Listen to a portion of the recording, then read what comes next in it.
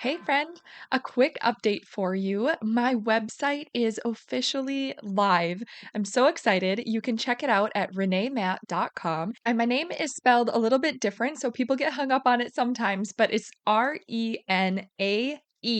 And I'll make sure the link is in the show notes in case you need to just click that and get to the website. But this website is where you're going to find all the things that I talk about here on the podcast.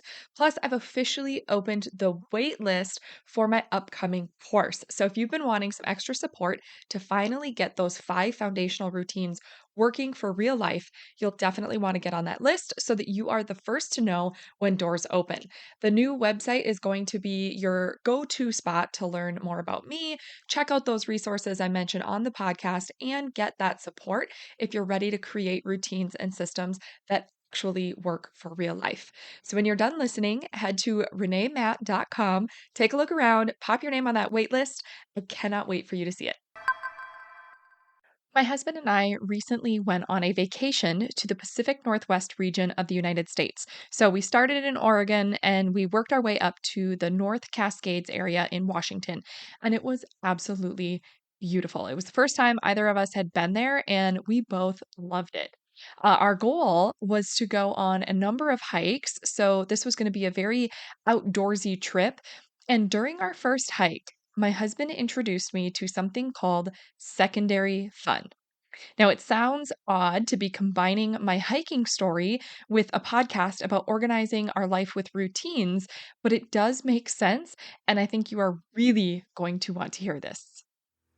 Are you ready to stop the chaos, the stress, the overwhelm that's filling your life? I'm Renae Matt, and together you and I are going to build simple routines that are going to change your life. When you put these habits into practice, you're going to be able to organize your life in a way where you can be there for your family, pay off your debt, save money, your house can stay organized, you don't have to stress about what's for dinner, and you still get time for yourself. So without further ado, let's get started. Welcome to the Routine Advantage Podcast. So, to start this off, we were coming from Minnesota and we flew into Portland to begin with.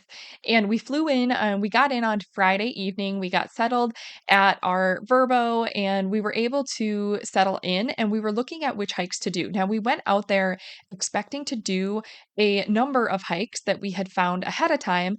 But as we were looking, my husband was kind of researching the area as well, and he found this really cool hike that we hadn't even heard of before. It was called Tunnel Falls, and we were going to be really close to it. We were only like a half an hour away from it, but it was a much longer hike. We were going to start out with a shorter hike and do just a couple of miles. And this one was going to be like 12 or 13 miles from where we were going to be parking to get to Tunnel Falls and then get back. And we we were like, well, do we really want to start with a 13-mile hike to begin with? And we weren't quite sure about it, but ultimately we did decide to go. And the hike was absolutely beautiful. If you are in that area, you would I would highly recommend it. Just know it is a very long hike. It's not difficult, but it is very long. And we had not been doing much hiking at all, like any. Like we'll do walks and we go up a hill with our dog every day. And so we have, say, some very, very minimal hiking. But this was basically like our first hiking trip this year. So going straight into a 13-mile hike where we were not used to doing it was probably not the greatest decision.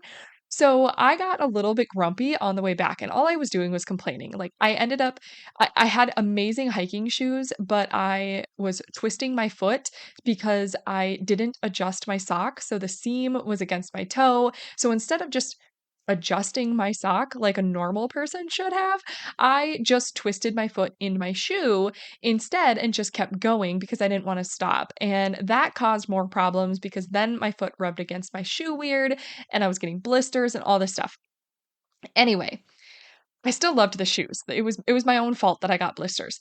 But I still loved this trip, even hiking with blisters, like, because it was so fun and it was so many new experiences. And on that first hike, I was really good on the way up. And then as we were coming down, I was just really tired and exhausted. And I was getting a little bit grumpy. I kept complaining that my feet hurt. I was really tired. I kept tripping. I think I stubbed my toe like 50 times because I was too tired to lift my legs high enough to actually take a step. And my husband was teasing me about it. Like it was just kind of a nightmare. And he would jokingly, he was like, "You are a great person to hike with," because I was complaining so much. And he introduced me to something called secondary fun. And he's like, "Have you ever heard of this?" And I'm like, no."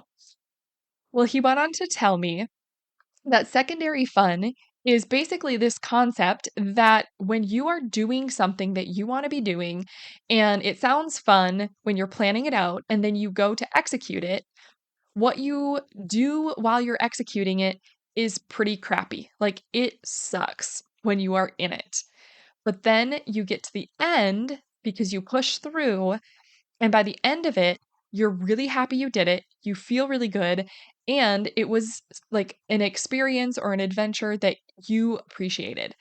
And so I was like, okay, the rest of the trip, I need to not complain because I want to be a fun hiking partner. And so I had to shift my mindset and I just kept thinking about this secondary fun. So then it was kind of funny because we continued on to other hikes and my husband kept checking in on me and he's like, "Are you having fun or are you having secondary fun?" And sometimes it was just fun. It was fun. I was enjoying it and it was good. And then sometimes it was secondary fun for sure. I was glad that we were doing it. I wanted to keep going, but I was miserable.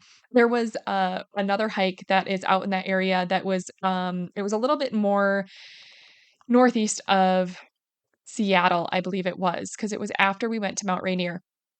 And, it's called Bridal Veil Falls, and then you can continue on the hike to Lake Serene. And these are really popular hikes out there, I guess. And I had read some, like, reviews, and they said, "Go to Bridal Veil Falls first, because once you do that, you're going to continue on to Lake Serene, which is much harder." And so as we were on the hike, we were like, "Okay, let's just do Bridal Veil Falls first, like it was suggested, because Lake Serene is harder." So we started going up to Bridal Veil Falls, and it's a lot of steps and it's a lot of incline. And my husband is like, "Are you sure this isn't the harder part?" And I was like, "No, they were pretty sure that, or I'm pretty sure they said all said Lake Serene was harder." Well, we kept going, and Bridal Veil Falls was hard to get to, but it was a lot of steps. So you were just doing a lot of incline. And it was beautiful. It was worth going up there and everything, and then we continued on to Lake Serene. Well, we got to Lake Serene or on the trail to Lake Serene, and we just kept going, and it kept getting harder and harder and harder, and we kept going higher and higher and higher, and eventually we were like, "It's gotta be close." And my husband looks up and then he tells me to look up. And as I look up, we are literally seeing people all the way above us, like little ants on a trail that were just crisscrossing back and forth because it was switchbacks going up the mountainside. And it was tons of trees. So it was a lot of greenery. And you could just see these little people as they were going up and just looking up at that incline and all of those steps was so daunting. But we were looking at it as secondary fun. And we're like, okay, we're just going to keep going because it's supposed to be really pretty at the top and we're just going to endure it. And we played some hiking games and it was really fun.